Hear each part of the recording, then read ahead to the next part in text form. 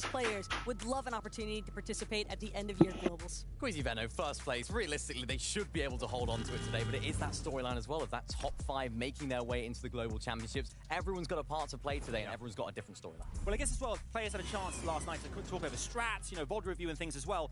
Coming into day 2, I guess it feels fresh-eyed, bushy-tailed and such as well. Well, you would think so, but at the same time, I think that there are so many players here that exhibit such experience, and I think the priority when it comes to VOD reviewing is also remember to just play your game that's comfortable. I mean, everyone else is VOD reviewing too, so it's not just one team that's doing it, everyone else is doing it too, so they're all kind of counteracting each other's strategies. Day 2 always delivers. Yeah. Well, let's catch you guys up as well yesterday on what exactly happened in the standings. This is how things currently look on our leaderboard, and as mentioned, Queasy and Vina, I mean, my 442 points, 28 eliminations, actually 330 place points. This team seems unstoppable right now.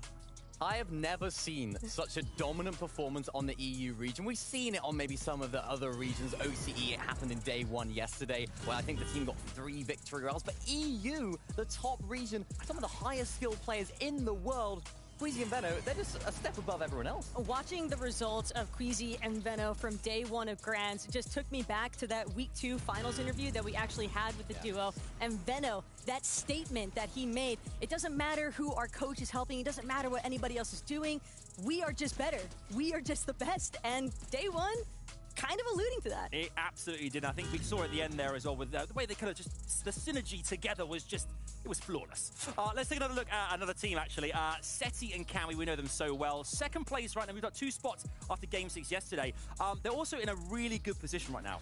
Yeah, they are, and they fixed a lot of problems yesterday. At the beginning of the day, they kind of struggled a little bit in those later stages of the game. Naturally, their playstyle is not too aggressive, so they weren't picking up quite as many refreshes. You can see on the screen, only 2 eliminations at this stage. They kind of had low builds. You can even see 2 builds to their name at that current stage. And it was one of those situations where they adapted throughout the day, and in the end, they actually went for so many eliminations in the end game, and it resulted in better placements. And we saw them oftentimes too, just being consistent, playing to that low ground strategy that they've always had such a familiarity for. But I think it's that consistency that is really going to carry that duo through, because again, Queasy and Venno, yeah, they might have a lead, but you can never count out Kami and Seti. I know, they have the history as well from Invitational as well, so good to see these 2 on top right now. But another team as well, we must look at Blacker and Mixon here as well.